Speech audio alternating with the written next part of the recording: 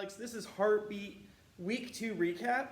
Just so you guys kind of know, if you didn't make it, we always do a little recap. We understand COVID's a thing. We understand that sometimes you have to stay at home, and we don't want you to miss out on what God is doing here at AAC3 Youth. So what I wanted you guys to know is that I've just been praying a ton. And I believe God told me that someone who hears this message needs to hear the sentence that God's not done with you yet. You see, I think so often we believe that God can't use us, or God doesn't have a purpose for our lives, or we're just in middle school, or we're just in high school. What could God possibly do? And so I shared this story about a friend of mine named Emery. And Emery started a nonprofit in 6th grade. Yep, you heard that right. 6th grade, called Team Emery. You see, Emery realized that God had a purpose for his life, and his purpose was to give hope to those that had none. So he gives teddy bears to children in the hospital around Christmas time. And Emery's just an awesome example of that. But God's purpose for your life is so much bigger. He has a purpose for your life.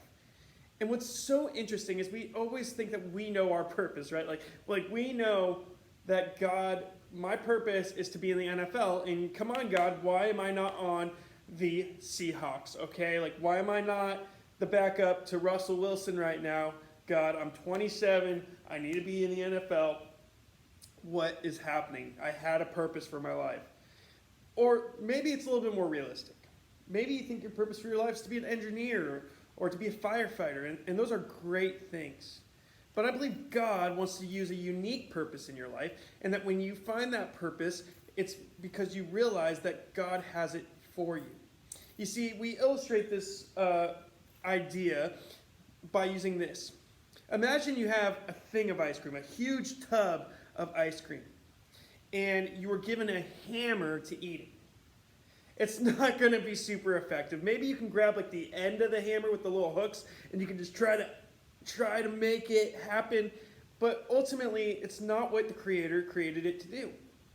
And I believe that we have a Creator that created us for a purpose, and that is to love people and to love God.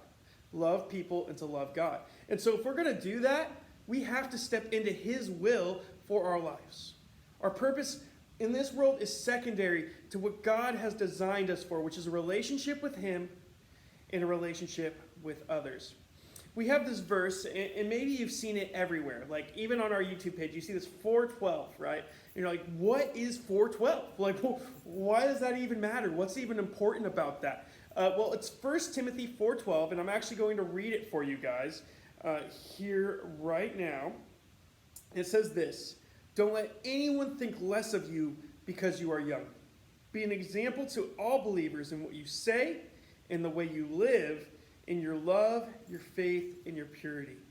You see, a little context here. Timothy's a young pastor, okay? So he's a young pastor, and this is his mentor, Paul, writing to him and saying, Timothy, stop trying to be something you're not. I know I'm a millennial, so I talk about this all the time, but have you ever heard of a poser that's just trying to be something they're not? Like, here's the reality. I am not a football player. I'm not even athletic. Like, I got a Jesus Scully on my shirt. Like, I play hockey, and I'm not even that good, okay? Like, I am not good. I'm not an athlete. That's not what God designed me for. But what He did design me for was to show love and compassion to people, to be in community with people, to be in love and to be in relationship with Jesus. And as a result, I need to live that. Well, he's saying the same thing to Timothy, because Timothy's a young pastor, and he's trying to lead, right? He's trying to take charge. He's like, you old people don't get it. Like, how many of you guys know that sometimes that's how you feel? Like, old people, come on, compassion, you need to get this. Da, da, da. Well, here's the thing. He's saying, guess what? Just because they're old, they don't have anything, or just because they're old doesn't mean they don't have anything they can teach you, okay? So we got to be teachable. But also, you can set an example. You don't have to start riots. You don't have to start revolts, right? Like, you can just live the way God's called you to live. And as a result, it will change them. And I really believe this, because when I came to know Jesus, my parents didn't necessarily go right away and be like, oh yeah, this is full in.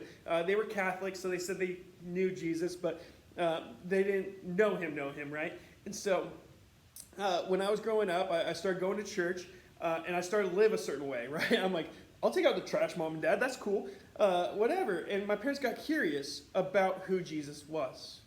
And similar for you, you can just live the gospel, and people will become curious about it. And for those of you who are not Christians, man, we need to live the gospel so you become curious. All right, guys, Heartbeat Week 2 recap. Glad that you joined us. Oh, you're